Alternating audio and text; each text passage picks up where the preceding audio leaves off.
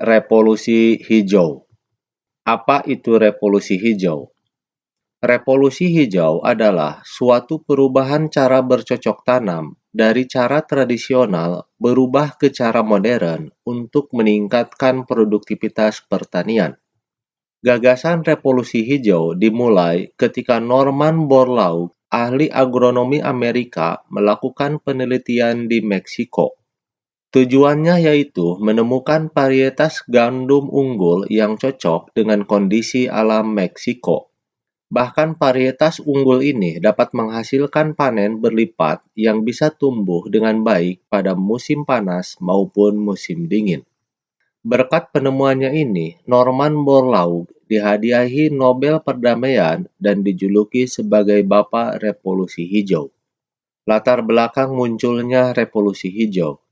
1. Hancurnya lahan pertanian akibat Perang Dunia Pertama dan Perang Dunia Kedua. 2. Pertambahan penduduk meningkat sehingga kebutuhan pangan juga meningkat. 3. Adanya lahan tidur. 4. Upaya peningkatan produksi pangan. Revolusi hijau di Indonesia. Pada masa pemerintahan Orde Lama, revolusi hijau dimulai dengan adanya program pembangunan pertanian dengan nama Bimbingan Massal atau BIMAS. Program BIMAS ini menerapkan ekstensifikasi pertanian, yaitu usaha meningkatkan hasil pertanian dengan cara memperluas lahan pertanian baru.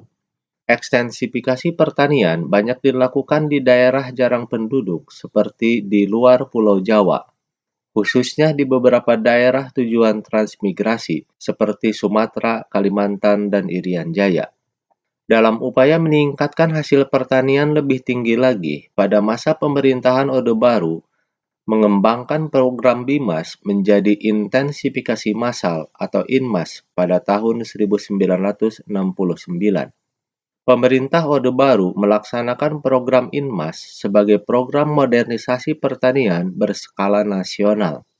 Sistem pertanian yang dikembangkan pada pola ini adalah sistem intensifikasi pertanian, yaitu pengolahan lahan pertanian yang ada dengan sebaik-baiknya untuk meningkatkan hasil pertanian dengan menggunakan berbagai sarana.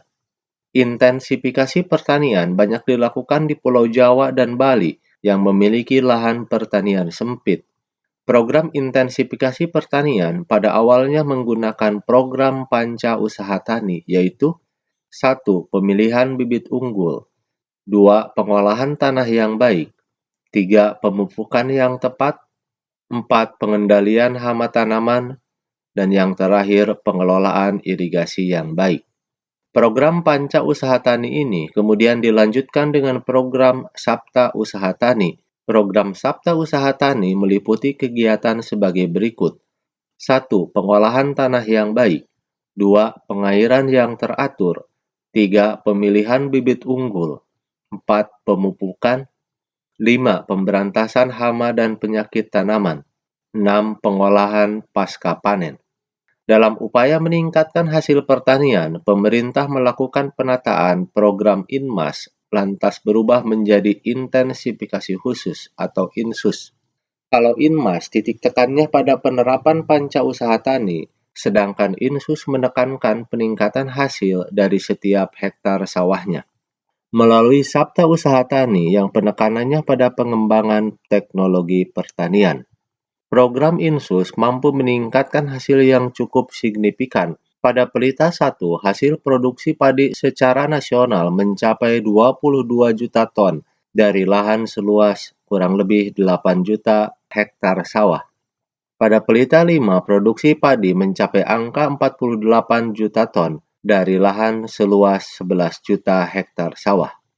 Program pengembangan pertanian melalui revolusi hijau berdampak pada peningkatan hasil pertanian, terutama padi, membawa Indonesia menjadi negara swasembada beras pada tahun 1987 dan mendapatkan penghargaan dari FAO, Organisasi Pangan Dunia. Dampak revolusi hijau. Dampak positifnya adalah 1. Mendorong lahirnya varietas unggul di bidang pertanian. 2. Mendorong penggunaan teknologi pertanian di kalangan petani. 3. Meningkatkan kemampuan sumber daya manusia di bidang pertanian. 4. Menciptakan kestabilan ekonomi terutama di sektor pertanian. Sedangkan dampak negatifnya adalah: 1. Penggunaan pupuk yang terus-menerus menyebabkan ketergantungan petani terhadap penggunaan pupuk. 2. Penggunaan pestisida justru mendorong munculnya hama jenis baru. Demikian, mudah-mudahan ada manfaatnya.